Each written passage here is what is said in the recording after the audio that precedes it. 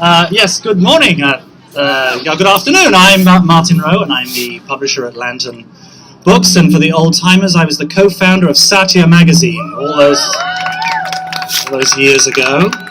I'm pleased to say that later on this year, Satya will be bringing out a 20th anniversary edition, a single volume that will be a really extraordinary reflection on 20 years since it first came out in 1994-5, and all that's changed since then, and all that sadly remains the same.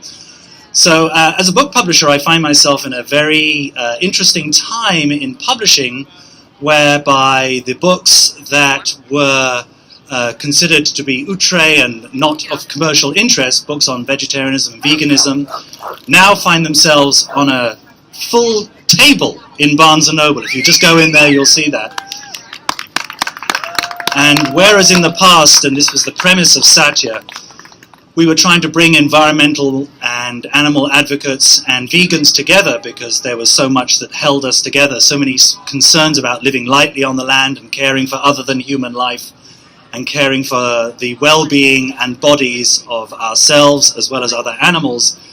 Whereas there were many discrepancies in keeping people apart, when you go on that into Barnes & Noble, you will see that on the same table as vegan and vegetarian cooking is living green. So they understand in Barnes & Noble that at least they deserve to be on the same table, even if they're separated by a border, just in case the green people don't want to go around the other side and see the vegan vegetarian stuff. So, but at least they're on the same table.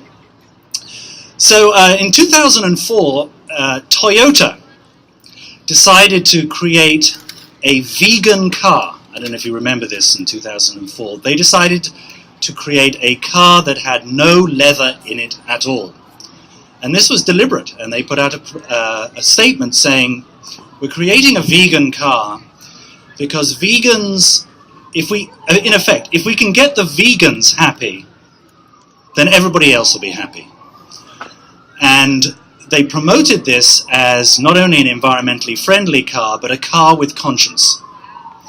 So that you could buy that car with a clear conscience. If you wanted leather seats, they were the extra option that you had to ask for.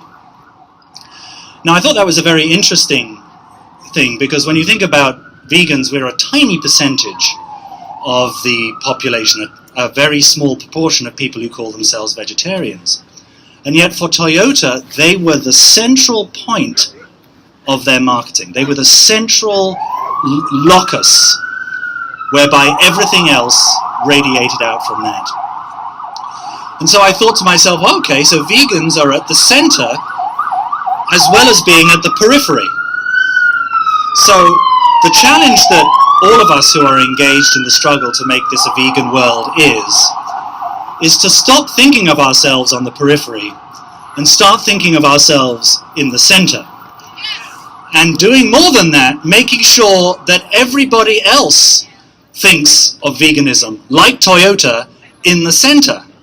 And that the vegan lifestyle is the default lifestyle. And so if you want to have those added extras, whether it's leather car seats, you have to ask for them and have to pay for them.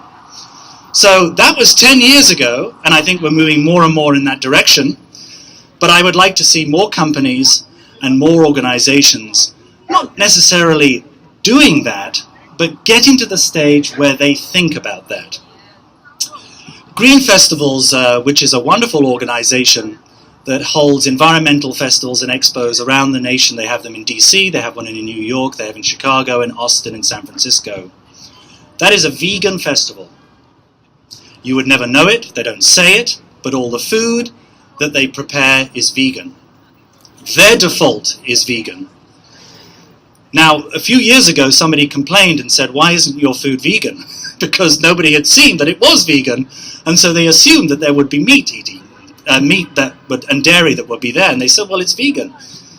So we have to get ready for a world where we just assume that something is vegan, and we don't have to complain if we don't see the big V word out there saying it's vegan. So let's get that into our mindset.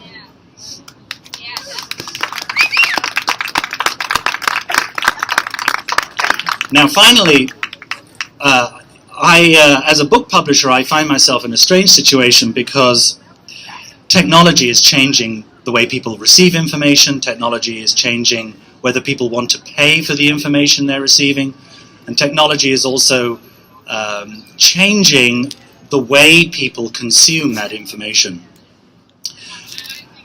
And that feels to me as though things are changing in a way that I can't foresee what's happening. So we're being pushed into this technological future that is very hard to understand where it's going. But we're also going back to the past. Those serials that you listen to, whether it's serial on the radio or the serialization of House of Cards that you have to binge watch one after the other on Netflix, that's very similar to how people used to read books back in the 19th century. They would line up for the next edition of Dickens's Little Dorrit, which would arrive in serial form. You used to be able to go into a bookstore and order a book. You used to go to a bookstore and the bookstore would print it for you. So you were an author and you say, I want to publish a book. And the bookstore would say, okay, well, how many friends do you have? And he said, well, I have 100 people that might buy my book. And the bookstore owner would say, well, pay £1 each and I will print your book for you. That happened in the 18th century. Go to the second floor of Barnes & Noble today and you can do exactly the same thing with modern technology. Veganism and vegetarianism faces the same issue. We now have more products available. We have now more options available. We have now more of a lifestyle that is acceptable and understandable to more and more people. And yet we have a very ancient and honorable tradition stretching all the way back to Pythagoras and Plutarch and all of the great religious traditions talking about caring for other animals and living lightly on the land.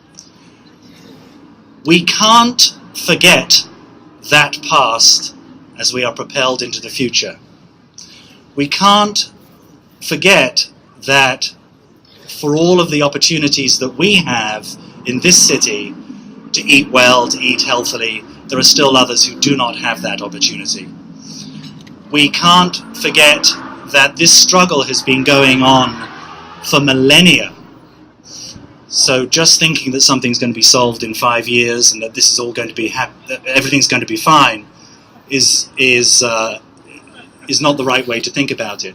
Likewise, thinking it's all going wrong, it's all too late, it's never going to happen, that's also wrong-headed thinking, precisely for the reason that this struggle has been going on for so long. So I would say, look to the future, don't forget the past. Think of ourselves at the center as well as at the periphery. Read books, buy books, communicate, and together next year we'll be bigger and better and we'll have more and more people. Until the day when we become obsolete, because veganism is the default. Thank you.